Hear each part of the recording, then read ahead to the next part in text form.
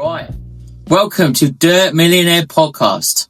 On the pod today, we're going to talk about staff because I've had every problem you could possibly think of in the last week and month.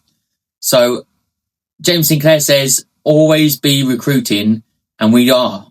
So every time I get a new person, I make sure that we're recruiting another window cleaner or office person. So Caroline has just gone, she's looking at me funny now. She's just gone full-time PAY office manager. So she's taken every piece of admin, customer relation. I said, No, that's first strike. Damn. That was a big one. What's the other thing you do? Debts, handing in the debts. So every customer relationship, texting the night before, texting for payment, dealing with go cardless, talking to every customer, sorting the sheets out for the boys, for every window cleaner we've got. Sometimes there's 5 window cleaners a day at the moment, sorting out ad hoc work. Literally, I don't have to talk to a customer, and Caroline does a lot, which is great improvements in the business. But we've had sickness, family problems, leaks in houses. Famine. Yeah, what haven't we had? Again, and people not knowing the round because they're new. These are new staff. They don't know the round. They go to the wrong houses, and that is difficult to handle because Caroline every single day is going, why haven't they been to this job?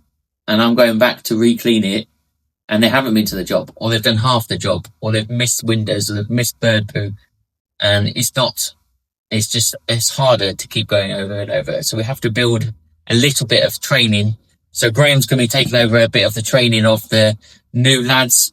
It's going to be staff trainer, staff manager in the new year, which is exciting. So I've got new staff starting in January as well. So we're going to be up to 5 full-time cleaners in January.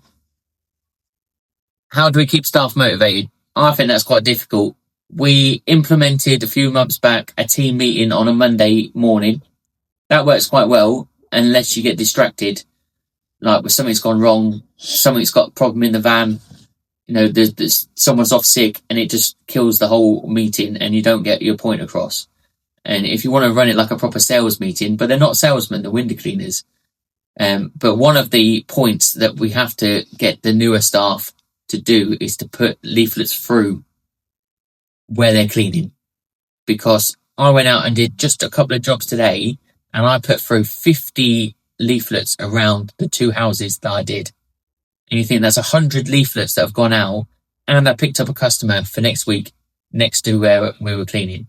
And you think if they're doing that for 20 jobs per day, and there's 5 cleaners going out, why they can't put 100 leaflets out a day around the areas that they're cleaning? I think it's a no-brainer for business. How do we keep them motivated? So the team meeting we do, we have the latest gear. Tom reminded me, literally, if I'm going to get it. They asked for new brushes, and I got them the latest brushes in different styles. So this is a little plug because we want to get Clean Link on the podcast, but they sell these brushes. So I think you've got a flocked one that's for like cladding. You've got a normal seal brush. I think that's a seal brush, and that's a normal window cleaning brush. But they're extra soft. Yeah.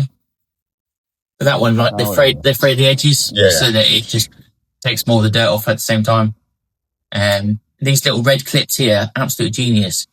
We used to have with the older people that have left now, staff members, just this little clip here, horseshoe, that stops the pole going back down stops the tube going back down the pole. Right, yeah. So they're yanking on it to stop their flow of water.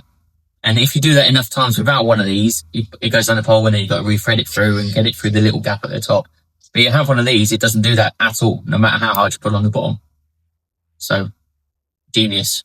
But if they want new pole, they want new They've all got hot water in their vans. They have the latest technology, the latest innovations, clean, new uniform. We get this time of year, it's getting cold, it's getting dark. So they've got a heater in the van, which stops it freezing overnight too. They've got warm hands because the pole's warm, the water's warm. And one of them actually doesn't wear gloves, and I might have to change that a little bit because I don't think it's very professional. Go and shake someone's hand on the door and you've got black hands from the carbon in the poles. But we can change that. And then we're just going to talk about how they're motivated over Christmas. So the usual, everybody's on their usual contracts, and they get 20 days holiday and 8 days bank holiday. So it falls Christmas days on a Thursday this year. So they'll have Wednesday 24th, Thursday 25th, Friday 26th. So in that first week, they're only working 2 days. And the second week, they work a half day on the 31st, Christmas, New Year's Eve, and the first off. So the second week, they're working 3.5 days. So it's not loads of time over Christmas, but work's got to be there. Work's got to be done. If we're still wanting to hit figures every month, just because Christmas, a pagan holiday comes along, why we don't need to stop working. So that's how Dirt Millionaire and PCS motivate their staff. A little bit about what's happening in the business. On the next podcast, we are going to be talking about a business that's recently gone under and working out how we can learn from it in line with the budget that just came out. So subscribe, give us a like, give us a comment. This has been Jim from Dirt Millionaire Podcast.